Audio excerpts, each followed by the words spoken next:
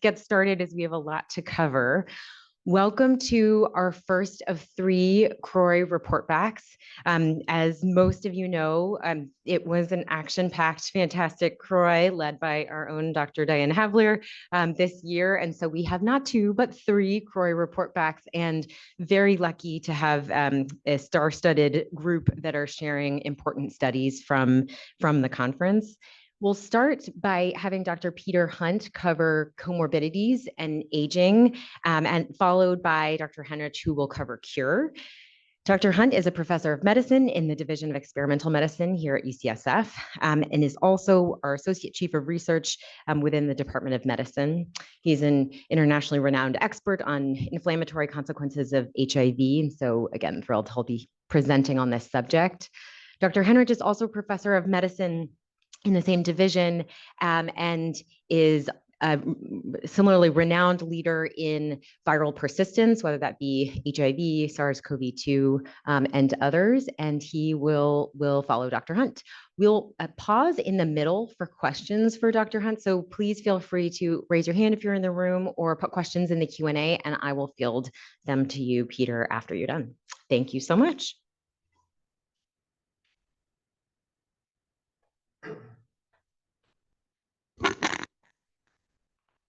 Okay, thanks so much, Aisha, for the kind introduction. And I thought I'd just first wanted to acknowledge that this is a really difficult time for our community. Yesterday in particular, a lot of our leaders at NIH, CDC, and the FDA were let go. And it's no question, it's a difficult time. And one thing that makes it really hard for us is that a lot of these things are outside of our control. But what is in our control is how we stand up for each other and support each other during this time. And what is in our control is our science. And our science and the strength and support we give to each other will be the light that pierces through the darkness. So I'm going to give a brief report back on comorbidities and aging from CROI. I'm going to start with weight gain, talk a bit about the GLP-1 data that came out, this new emerging field in HIV from the geroscience literature, epigenetic clocks as markers of biological aging, sex differences, limitations of statins, how they don't solve all our problems, and then some new data from our own group on how treating CMV may be an exciting new strategy to pursue for aging and inflammation. So first on weight gain, we had a whole plenary devoted to weight gain this year, so I encourage you to check that out from Jordan Lake at the University of Texas, Houston. A few caveats from the presentation. There wasn't a lot of emphasis in the presentation on the suppressive effects of some of the other drugs that we use to treat HIV, TDF and efavirenz, and relatively little about the GLP-1 agonists in this particular talk. But there was quite a lot of important data presented at the meeting on those topics that I wanted to highlight. And the first comes from our own Dave Glidden in the epibiostats department. So for a long time, we've wondered whether the weight gain that we're seeing in our patients is due to the effects of the direct effects of the drugs that we're using. And do INSTIs and then more recently TAF directly increase weight gain among people with HIV. And that's been really hard to disentangle because a lot of the comparator drugs that we use to treat HIV may actually suppress weight gain. And so if arm A gains more weight than arm B, you don't know whether it's because arm A is causing weight gain or arm B is suppressing it. And that's been a problem for us. But what Dave did is a really creative approach. He looked in the PrEP population. So people without HIV, take HIV out of the equation and simply look at the effects of the drugs themselves on weight. and combine bridge, in other words, the control groups from randomized controlled trials, including IPREX, which had a placebo control for PrEP, to look at the difference between weight gain between arms. And when you do that, you see that in people in the Discover trial who got FTDF compared to IPREX, you see comparable changes in weight gain, and TAF in particular is associated with weight gain, but only when you compare it to people who did not switch off TDF. The weight gain that you see with TAF is only observed among people who don't have prior TDF use. And so this, I think, really suggests that, and that's shown in this slide here. This take-home message here is that TDF suppresses weight gain, but TAF does not appear to affect weight directly. And so I think this is a really important insight that Dave was able to glean from, patching together the various placebo-controlled or controlled trials in prevention. And so I think these are important data suggesting that there's not a direct effect of TAF. And further reinforcing this message, Merck presented their data on doravirine and islatravir versus BIC TAF FTC, and so this novel TAF sparing regimen had no difference in weight gain between arms, and so it's unlikely that that drug is increasing weight gain. Now, what about the GLP-1 agonists?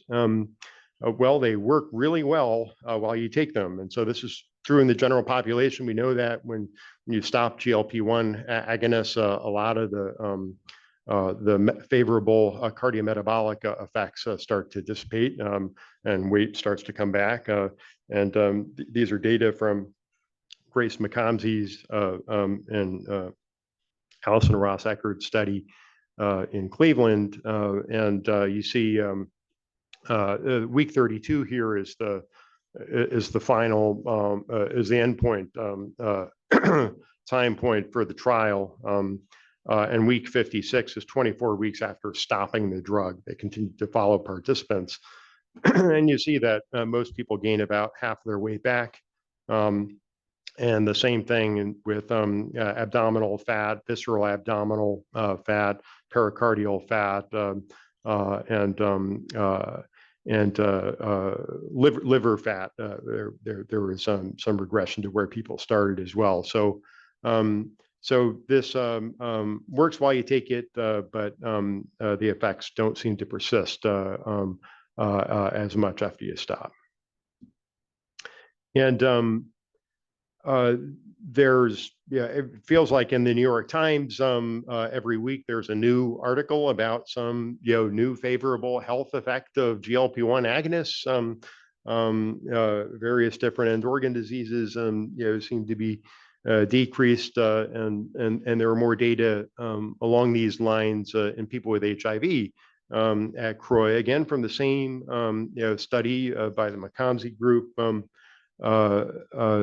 From entry to week 32, the final endpoint of the study, there appeared to be an improvement in visuospatial memory, as well as improvements in other cognitive domains, naming language, and delayed recall in a neurocognitive substudy. And those improvements were more closely linked to improvements in inflammation than weight loss, which is something that they also saw, and reported last year, that there were improvements in inflammation that didn't necessarily correlate very closely with the degree of weight loss. And then there was another really interesting presentation from Michael Corley, who is is studying geroscience in the context of HIV and applying these so-called epigenetic clocks, which give you a biomarker of biologic aging, not just the years, how many years old you are, but what does your DNA look like, and how old does your DNA look? And in the general population, these so-called biologic epigenetic clocks predict mortality really well, and multimorbidity. And so he applied one of these epigenetic clocks to that same GLP-1 agonist trial and found about a 3-year reduction in mortality risk while people were on the drug using one of these epigenetic clocks that are that at least in the general population, strongly predict increased mortality. They also looked at some other epigenetic clocks that are associated with the pace of aging, how rapidly things are worsening over time, and those tended to improve as well. So there are some pretty impressive signals from these GLP-1 agonists, even in people with HIV. And so what are these epigenetic clocks? We heard a lot more at CROI this year than in past years about these. They've been sort of percolating in the aging literature for the last decade or so, and I think are finally making their way into our field, and investigators are starting to use them. The basic idea is that our DNA is can be methylated, which is in various different positions. When it's methylated, it can't open really well, and genes can't be expressed that well. And if you can imagine, when you're getting older, your body doesn't respond like it used to. Well, this is part of the problem. The genes aren't opening up and able to respond, and that's because of all this methylation. And so a variety of researchers in the aging community have identified patterns of methylation in the DNA that really track well with biologic aging, your mortality risk, and how rapidly you become frail at older ages. And so these are the types of clocks that Michael Corley and others have been using. And the idea is that while we, not every 50-year-old is the same. There are some 50-year-olds that are quite fit and may be younger than their chronological age. And there are others that may be more frail and older, biologically older than their chronological age. And so that's what these clocks are getting at. And what we haven't really known for a while is whether they really predict disease in people with HIV. And we've seen from lots of other biomarkers of immune activation and senescence that they don't predict, at least the senescence markers don't predict disease as well in people with HIV than they do in the general population. So there are some important differences. So it's been a real knowledge gap for us whether these clocks would hold up in HIV.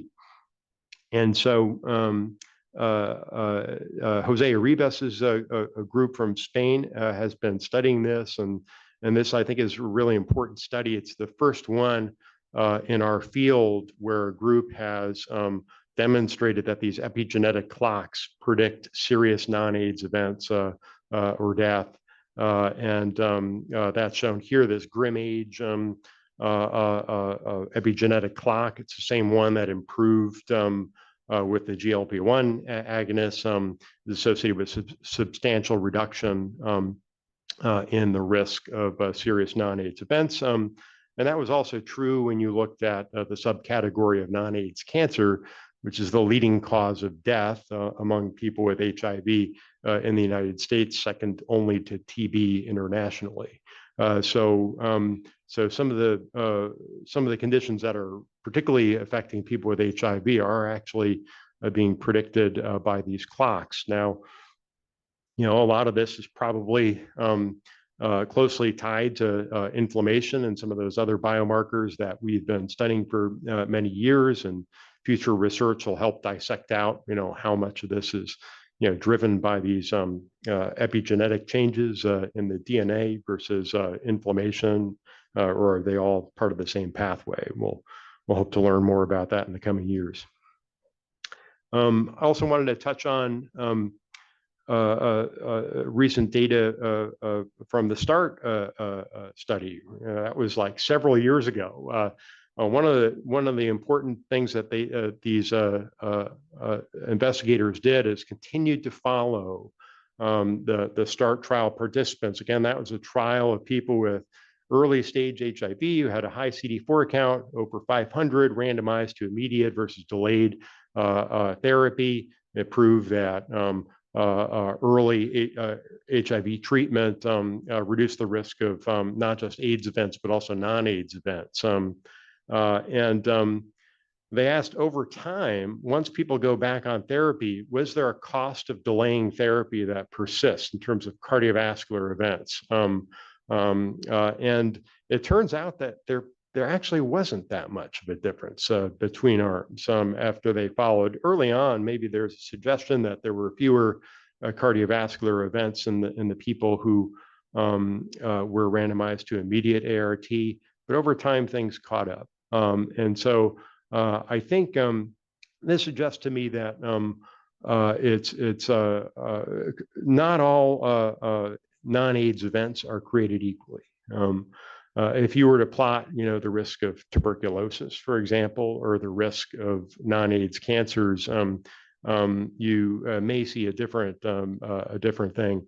Those continue to be increased in people even with high T cell counts with antiretroviral therapy. But at least for cardiovascular disease, there didn't appear to be a major cost.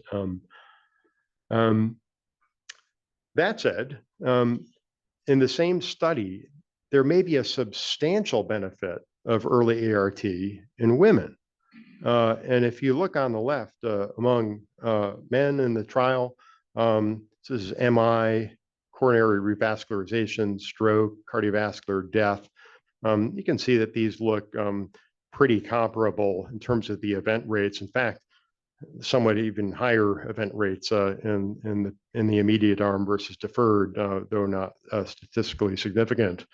But a very different situation you see with women, and particularly with strokes. Look at this, a much higher risk of stroke in women who deferred therapy. Now the numbers are small, but this was a statistically significant interaction.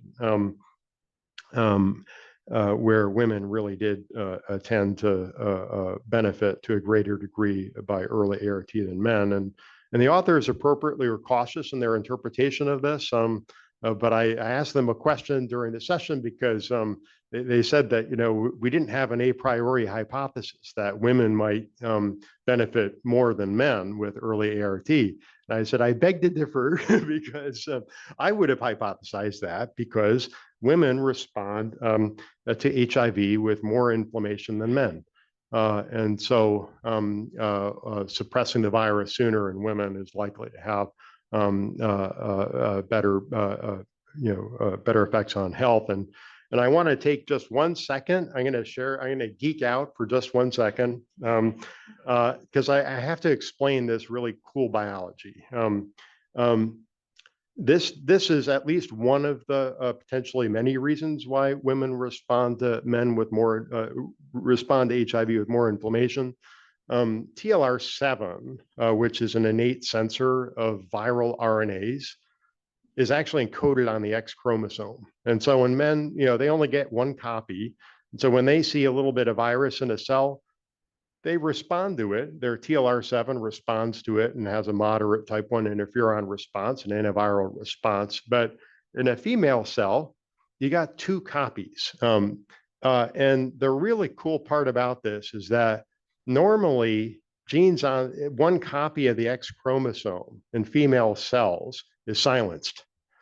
And the mechanism by which that happens is this X-ist mRNA, long non-coding RNA that wraps around the X chromosome. And it does so from the inside out. It's like a blanket being woven. And the poles of the chromosome are left uncovered. And so those genes escape X inactivation. TLR7 happens to be located at the north pole of the X chromosome. And so women have more copies of the gene and they have more TLR7. And so the same amount of virus, they respond with a much more vigorous type 1 interferon response. And so, and there was another study that caught my eye at CROI in a really nice theme discussion on heart failure, where even in adolescents with perinatally acquired HIV, women seem to have more cardiovascular risk than men. This is an cardiac MRI study done at University of Cape Town. And what they found is that women had a nearly fourfold increased risk of myocardial lipids, primarily triglycerides. And the really important clue there is that triglycerides are a direct, hypertriglyceridemia is a direct consequence of type 1 interferon. If you inject type 1 interferon into a mouse, you get hypertriglyceridemia. And so I think this may be a direct link to some of that biology I just talked to you about. So women respond with more inflammation than men, and it has metabolic consequences. Another thing I wanted to touch on is frailty and falls. It's an increasing problem, particularly in our aging population of people with HIV.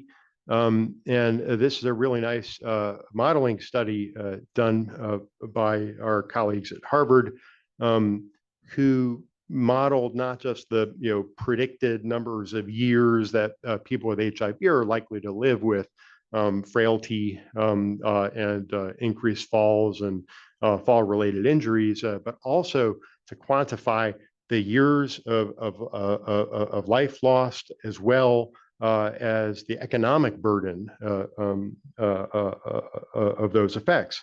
And so they predicted that your average person with HIV is expected to live for 10 years with pre-frailty, about 2 to 3 years with frailty, and have 10 falls and at least 1 fall-related injury.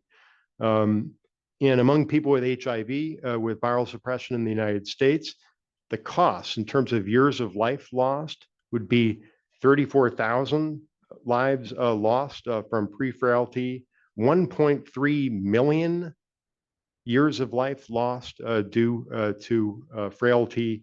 And if you look at the economic costs of that, $8 billion, just an extraordinary burden. So I think that we really need to pay attention to our aging population and really lean into our geriatric models of care to prevent frailty and falls. I also wanted to touch on new data from Reprieve.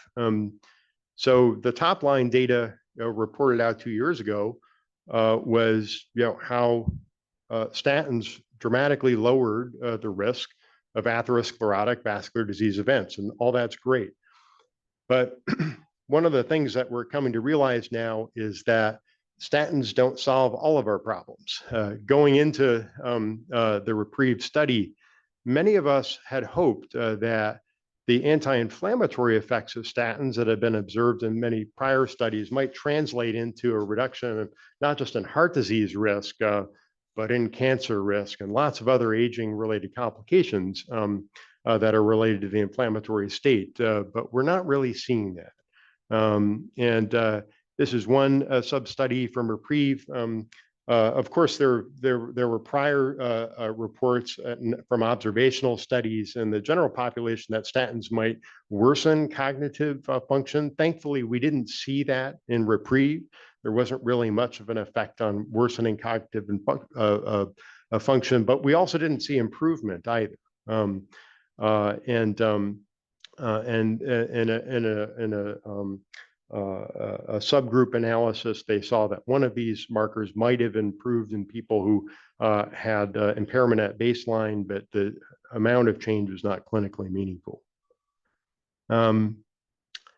Statins also don't have effects on heart failure events. Although the numbers are small here, small number of events, only 67 heart failure events in the whole study. They were pretty equally balanced between arms.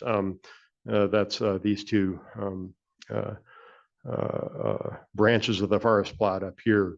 What they did find, though, is that older age, female sex, smoking status, hypertension, and BMI all contributed to heart failure risk, but also a region of the world. So high-income countries, we see a lot of heart failure in part because of not just atherosclerotic vascular disease, but also stimulant use, methamphetamine and cocaine contribute to heart failure in this population. But also sub-Saharan Africa, we see a significant increase in heart failure compared to other regions. And that's been interesting because atherosclerotic heart disease, as we saw in the Reprieve trial, was actually low in sub-Saharan Africa and actually lower than predicted. The event rates were lower there, and that's been sort of a puzzle. Mark Seidner and his group presented a study in Uganda looking at people with and without HIV and did CT to look at non-calcified plaque burden. Not much of a difference. There's maybe a slight trend towards increasing burden of non-calcified plaque in people with HIV, but none of this is statistically significant. And overall, the rates are really, really low. I mean, 5 to 7% on average, and far lower than the prevalence that we see in comparable people living with HIV in the United States, where it's more like half of all people have non-calcified plaque in high-income studies in Reprieve, for example. So it's much lower. So why is that? And in the question and answer period, Mark Seidner gave, I thought, one of the most brilliant responses to one of the questions. He's done another study linked to this one, where they've actually done a physical function survey, a standardized survey to get an idea of how many METs you burn on an average week. It turns out that for subsistence farmers in rural Uganda, not surprisingly, they burn a lot more calories than we do in the United States.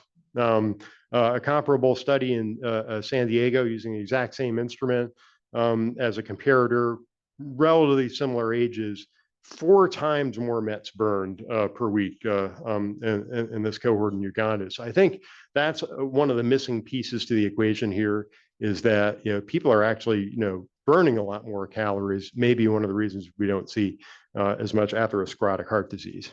All right, so I'm going to speed up and just finish up with our own study of letermovir. It's a CMV terminase inhibitor. We've long wondered whether CMV might be contributing to the inflammatory state in treated HIV. Sarah Gianella presented our study at CROI. Importantly, we enrolled a third women, as well as half of people with low CD4 counts, because we thought the intervention might work better in them. We did have a futility analysis where the study stopped early because our primary immunologic endpoint, soluble TNF receptor 2, actually increased early on at week 8. And going into this, the assumption was that what we saw at week 8 would translate into what we saw late. But what we presented this year is that wasn't the case. Actually, after that initial increase, there were significant declines in the letermovir arms, such that they were lower than the placebo or the control arm at the end of the study, week 48. And we saw similar patterns with other biomarkers. And we think that CMV is doing 2 things at the same time. On the one hand, it's stimulating innate immune responses like all viruses do. They increase inflammation, our innate sensors. but it's also modulating the immune response. It's got its foot on the brakes at the same time. It makes an immunoregulatory protein, viral IL-10, that actually suppresses some parts of the immune response, including antigen presentation, to tell your T cells and B cells that there's a problem here and you need to come. Those antigen presentation is suppressed. And so is TNF alpha production. So we think that was the reason why there was an increase in TNF alpha production early on. But when the immune system wakes up, it starts to work better over time. And that's what we think was happening. And other markers of inflammation like IL-1 beta, which we know is causally related to heart disease and cancer in the general population from the CANTOS trial, suppressed early and remain suppressed in people getting letermovir.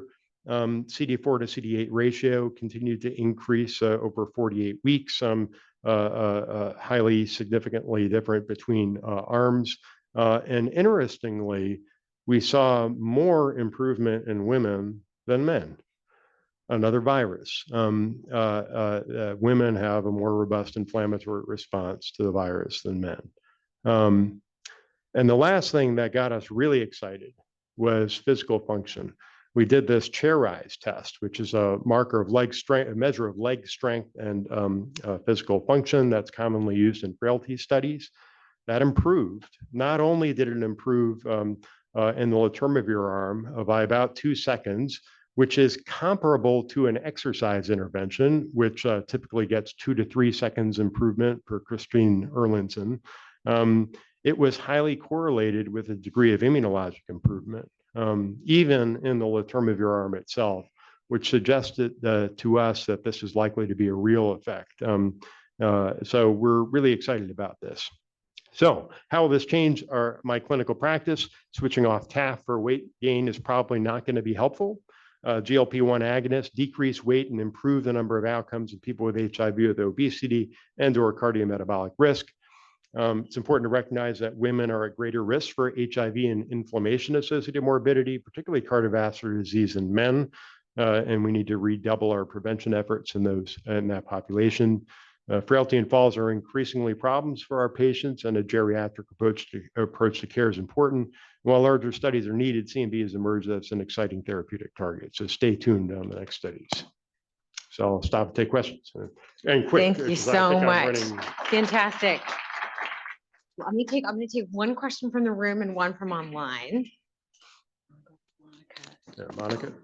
That was a great talk. I learned so much, and I thought David Glidden's analysis was really important because it's making me think differently. But my question was, I was really surprised about the early ART start, like across the population. I know it was differentially more reduction in women, and you explained that beautifully. But why not across the board when that was the study? That wasn't the study, but the SMART study made us all think and launched your research career that we have to start ART right away. It's inflammation. What do you think happened there? Not all comorbidities are created the same. And I actually wrote an editorial about this when those data came out and start with Mark Seidner about how there wasn't as much of an improvement in cardiovascular events as there was in infections and infection-related cancers. And if you look at people with treated HIV, those comorbidities are increased to a far greater degree than cardiovascular events. It's about a 50–60% increased risk in HIV for cardiovascular disease, but it's like 6 to 20-fold higher for virus-associated cancers. So that's the immunology. So the immunology behind those different events is different. Early ART is probably preventing a lot of the things that contribute to those latter events, virus-associated malignancies and infections like TB, but maybe not so much for cardiovascular disease. Although at more advanced disease, in the earlier SMART trial, you see a big effect of ART. That's great. Fantastic. I'm going to save our one question to the audience till the end, maybe, and we'll turn over to you, Tim. Thank you so much.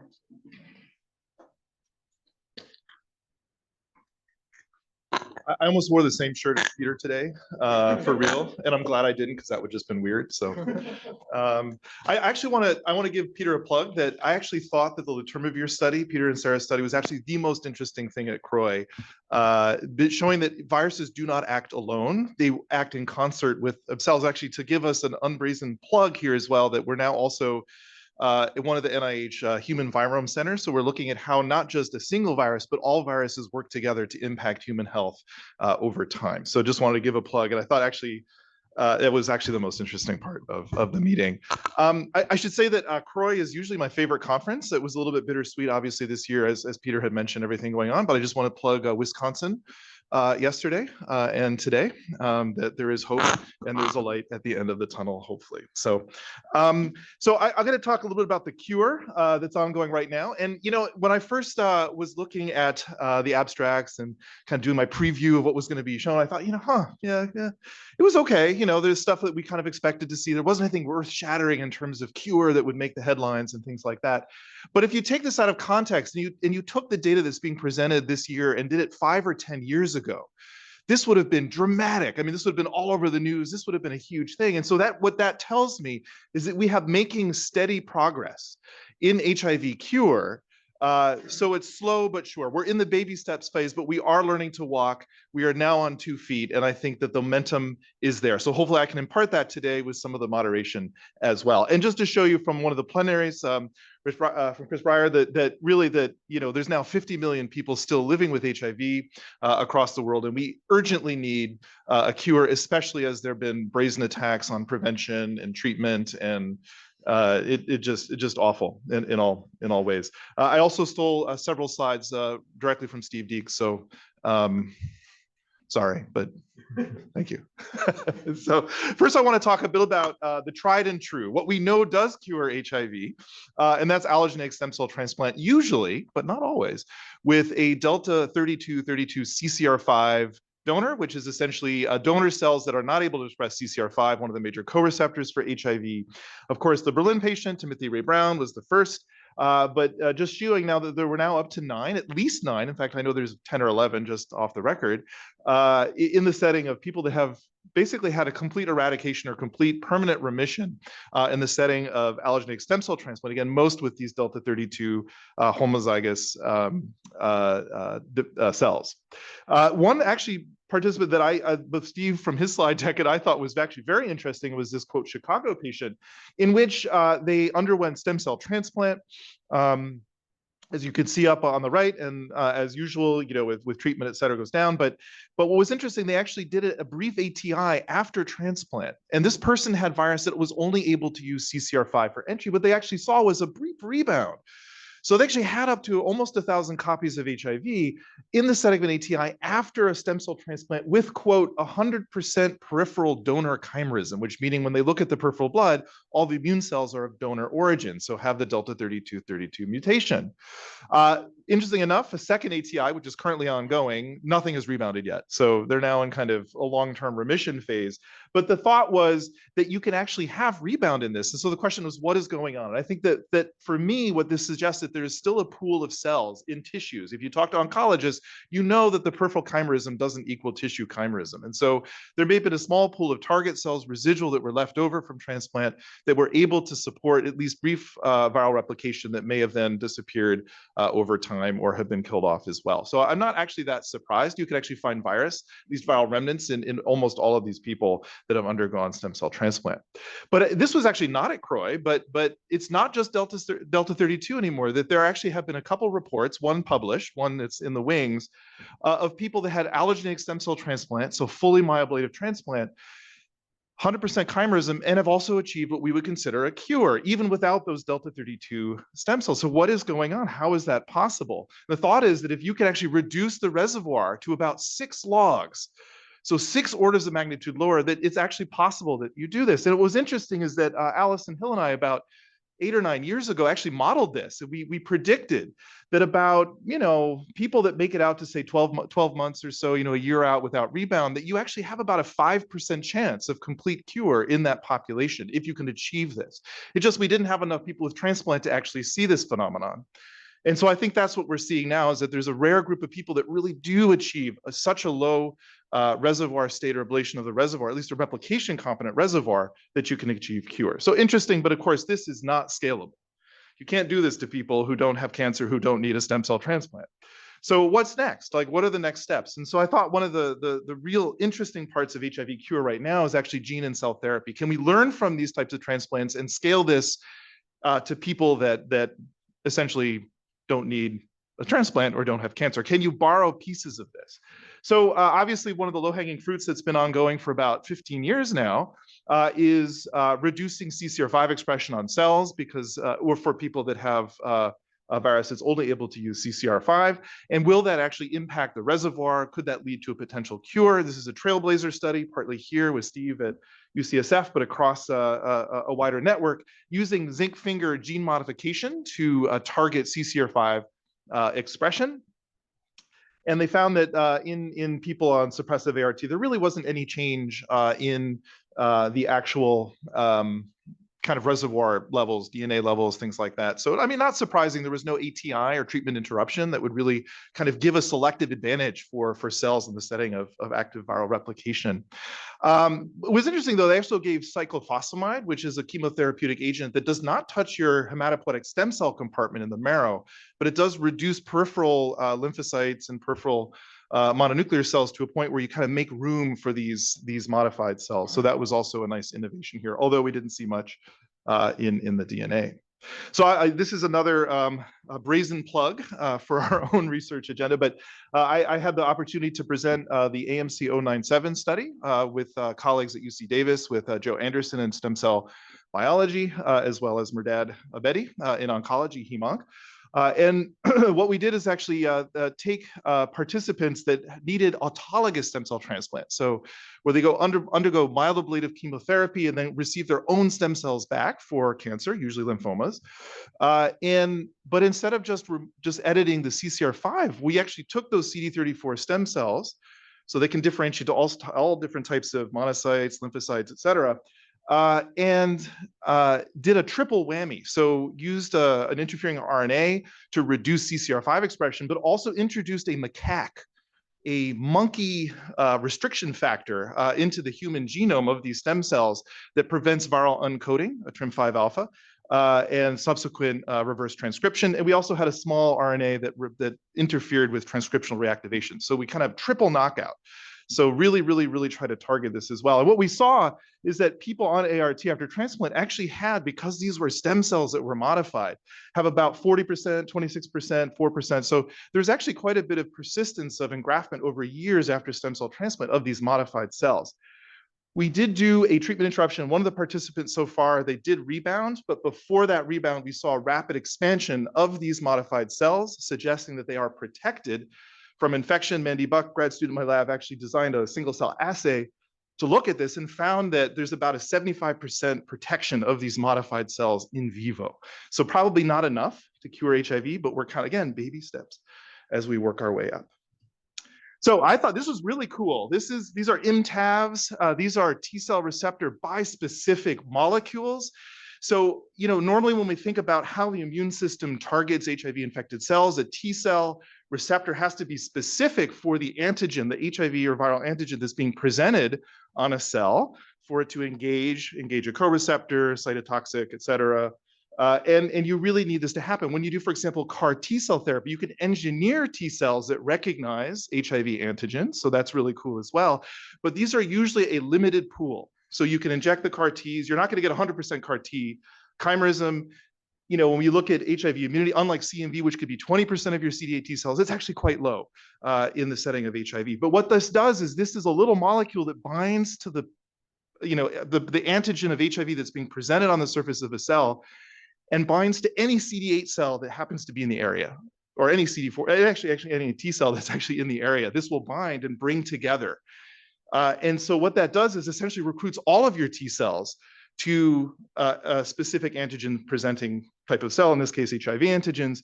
And so this was really cool. I think this is a really great idea. It also doesn't require cell therapy. This is just a molecule that you can inject.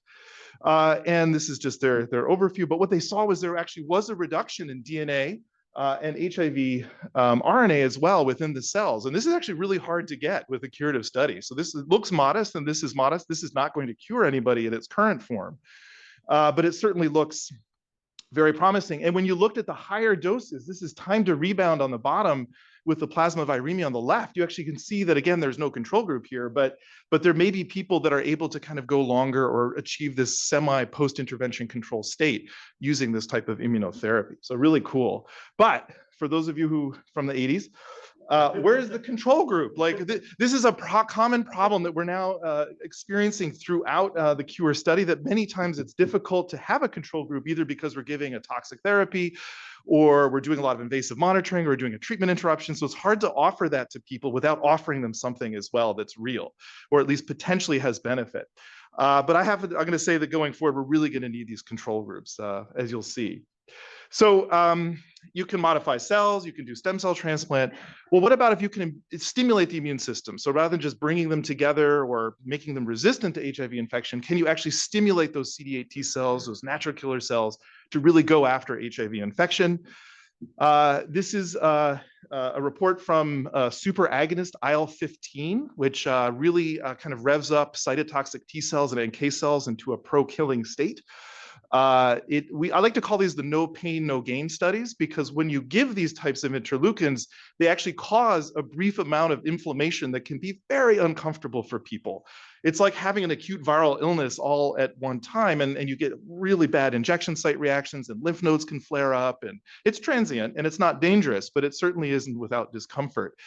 But the thought is, if you can get and intermittently stimulate these immune cells, maybe you'll get better killing of that infected reservoir, those reservoir residual cells. So this has been, we're actually doing this for long COVID, actually, to try to using this drug out of full disclosure. So we are receiving grant support from the company that makes this drug. So they did this, and then they wanted to look to see if there was anything going on with the HIV reservoir. And as would be expected, there was actually a lot of increase in NK and T cell proliferation. So that was well documented in both lymph node tissue and in peripheral blood. There was maybe a modest decline in integrated HIV DNA. I mean, it was not significant. Again, it's a small study. There was a control group. That's nice. And maybe a little bit lower HIV RNA in plasma as well after treatment initiation. It was modest, but again, all going in the right direction, baby steps. So this was really the crux of HIV cure, because there's also crossover with treatment. And that is broadly neutralizing antibody therapy. I miscapitalized, that's my fault. So this was really where I think all the excitement was in terms of CROI. Are broadly neutralizing antibodies used not just for treatment, but can they actually induce post-treatment control? Can they induce or lead to some type of functional cure? And again, stealing directly from Steve Deek's slides, that this is really something that has been shown over the last couple of years to have quite a bit of excitement, that whether you give these combinations of broadly neutralizing antibodies that interfere with HIV CD4 binding site and co-receptor binding, and therefore viral entry, if you give them during initiation of ART, during ART, or right at the time of treatment cessation during an analytical treatment interruption, you can actually, obviously you suppress virus for a while as antibody is on board, because it has a therapeutic effect. It is blocking HIV from entering cells. But there seems to be a little bit more. So this is why there's more than meets the eye, that some people just continue to have suppression even once those antibodies kind of wear off. And so the question is there some type of impact beyond just the antiretroviral effect that's really kind of happening that might be leading to some of these potential cure cases over time? And so what we know about post-treatment control is that, typically people rebound pretty quickly, but some people, and again, this is from Demi and Rachel and Michael, so thank you for the review on this as well. But some people kind of percolate a little bit after they stop if they have control. Some people just have really delayed control and then rebound. Some people rebound and then come down to really low levels. So there's different flavors of what happens after you stop ART. And so one of the thoughts is that BNAbs, not just are they treatment, not are they just blocking, but they may also be leading to an immune boost or immune response, what we consider a vaccinal effect, which is still controversial. I mean, I'm sure it happens, but the degree to what it happens and how it plays a role is still somewhat controversial. And what the thought is that not only do the antibodies interfere with viral binding, but they can actually form immune complexes with antibodies.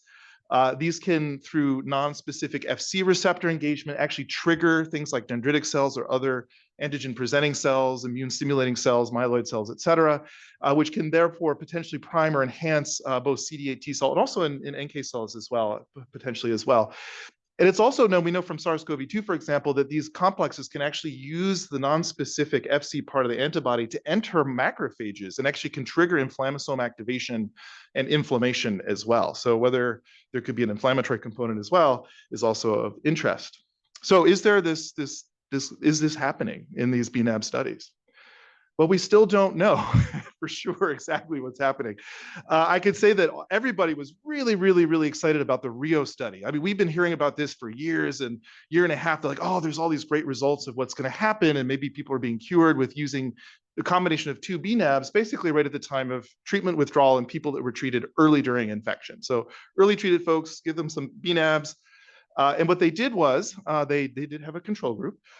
In this one, they gave about half the people the combination of two CD4 binding site and a non-binding site broadly neutralizing antibody. And then they gave other people just some saline infusions.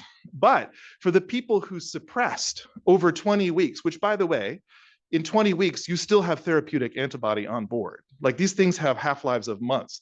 So by 20 weeks, you still expect to see just a drug effect from the antibody. They would give a second dose.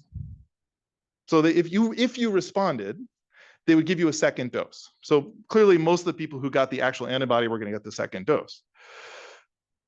This is good if you're doing a treatment study, but if you're trying to figure out the mechanisms of cure, this is a shot in the foot because you really are now comparing apples to oranges with your control group. You give a second dose of BNAB that has a long half-life. Are you done prolonging that viral rebound and are you kind of influencing the system in such a way? So not where's the control group, but why is such a convoluted study design if you're looking at HIV cure?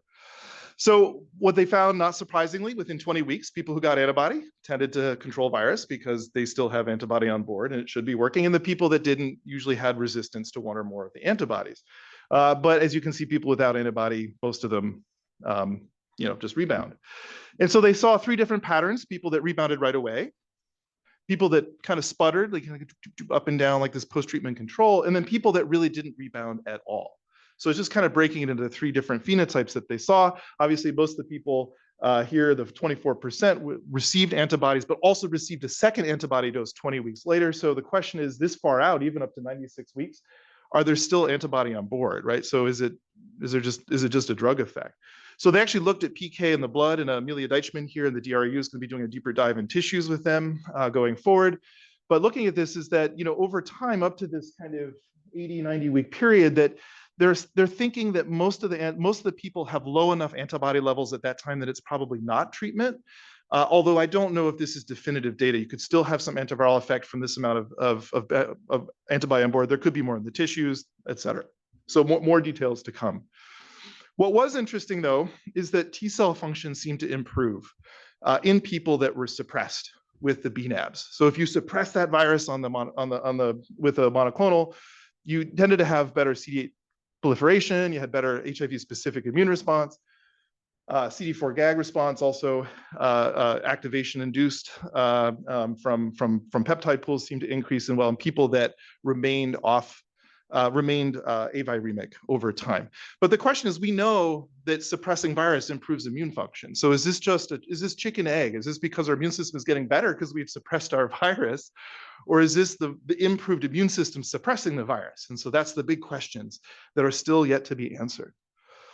This was the CLEAR trial, which is a similar study, but without the control group. But still, this is great because this is one of the first cure studies in sub-Saharan Africa in a population that we need to be treating and we need to be focusing on.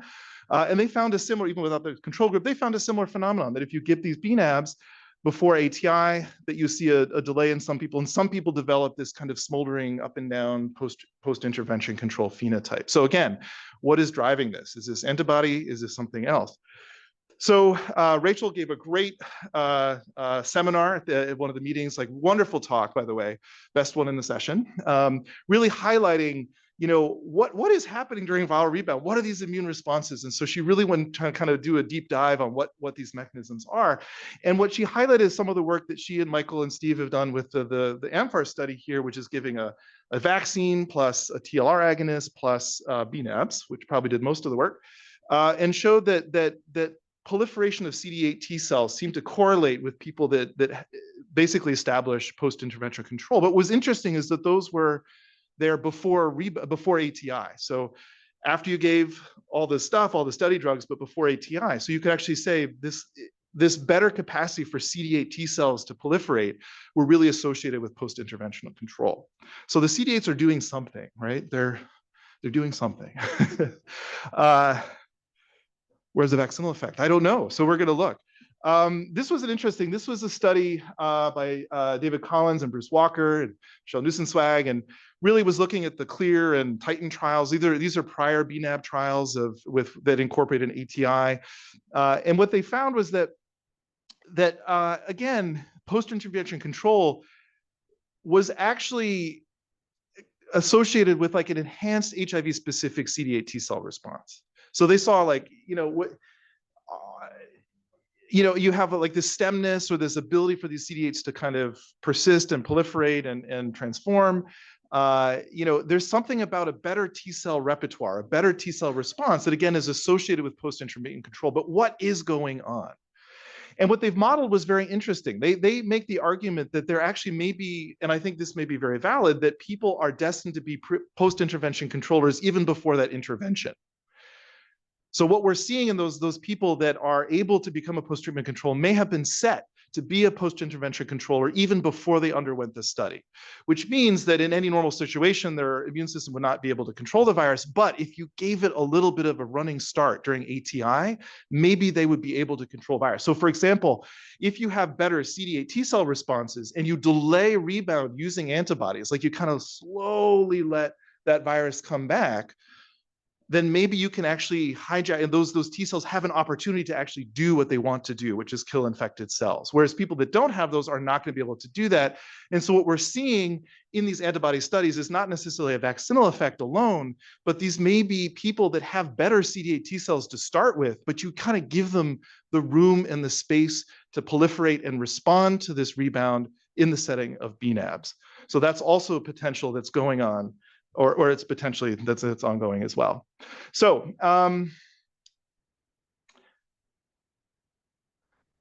2 minutes, and I got one more slide. The other thought is that I think we're cure is becoming a little bit nebulous. Like what is a cure anymore? Is post-intervention control a cure? Do you want sputtering virus for years that's kind of intermittent? Is that going to cause more inflammation? Is that not going to cause more inflammation? Is it better just to be on ART and be suppressed fully, even though we know that there's still inflammation in people on suppressive ART? These are open questions, especially now that ART is becoming much easier. We can now give ART every several months. We do it often. And there's data coming out that some of these capsid inhibitors like lenacapavir and other drugs that are coming out, that you can now space these out 6 months, maybe a year. I mean, could we get to the point where treatment is as easy as a yearly injection? And how is that different from a therapeutic vaccine that you need boosting constantly? How are these different? And so, I mean, they're different physiologically, but from the participant or patient perspective, really what is a cure and what is desirable in this situation? And so take home messages for me is that post-intervention control in cure studies is now actually relatively commonplace. We see this happen and it's exciting, but we still don't know exactly what's happening. There's advances in gene therapy, and I think there's some really interesting technologies coming out, but they're still they're still learning to walk. They're in the infancy stage. BNAbs are all the rage. We're still trying to figure out exactly what they do and why they do it, but they're doing something, and that's important. And I guess just to say how this changes my clinical practice is that, or clinical practice in general, is first of all, we don't have any approved cure agents right now. We don't have off-target, for example, statins or GPL1 inhibitors that we can just give. We don't have that for HIV cure. So we don't have that. But it also, by the way, that many cure studies now involve a treatment interruption. So if people are taking long-acting ART, they either can't be in that study or they have to switch over to short-acting medications in order to participate as well. So that's an additional challenge that you may be faced with in clinic patients that are interested in having or undergoing one of these studies. ATIs can last for years now. We have people with intermittent low-level virus that can go for a year or two on some of these studies. And how do we protect sexual partners? How do we look at stigma? How do we talk about this with our patients and our potential participants as well? And I think, again, the line between cure and long-acting ART is now becoming blurred, and we need to think about what we want, what participants want, what patients want, what people want, and what will be beneficial for everyone. So with that, I'll stop. Thank you so much, Dr. Henrich, Dr. Hunt. Those are just phenomenal overviews. I'm going to take questions from the audience and wander around, but I'll ask one that's from the chat for you, actually, Dr. Hunt. This was a question, remaining from your talk that was related to the GLP-1 agonists. And someone noted that liver fat went up in the treatment group. I wonder if you have any thoughts about that. Yeah, I'm not, it's a really good observation. I don't have a really good explanation for that. Again, would have expected it to go down. Thank you. Any questions? I have a question for Peter, just related to that, the semaglutide study showing a decrease in mortality, but they seem to not show it related to BMI, but that was, what was the indication for people to be on semaglutide? Because it wasn't clear to me what that was. And I'm just going to add in a second one with that frailty study, which is so interesting, 10 falls. You're thinking, wow, that's a whole lot. And I'm wondering, well, how many were people projected to fall, to Tim's point, if you didn't have HIV? What's the control group? This is me on the phone. I'm the angry old lady. There we go.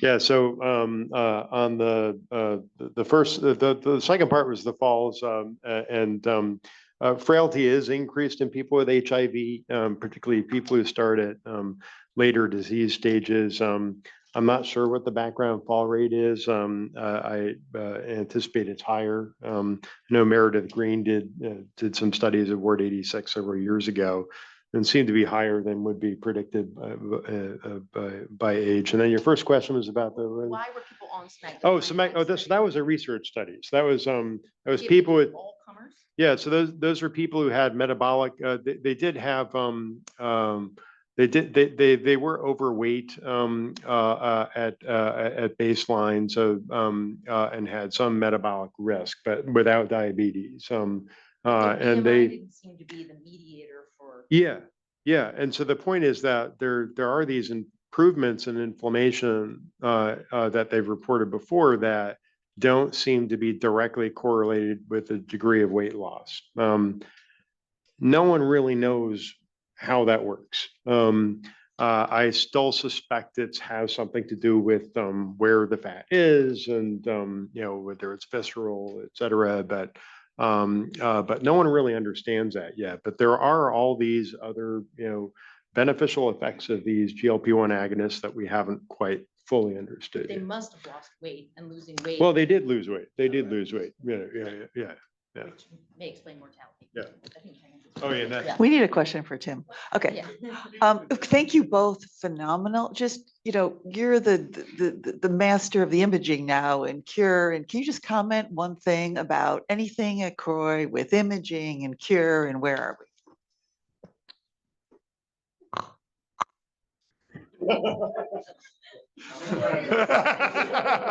You want the one sentence answer. We're in middle school, but we're really bright and we're really high achievers. Great summary to end on. Let's give them another round of applause. Thank you both so much.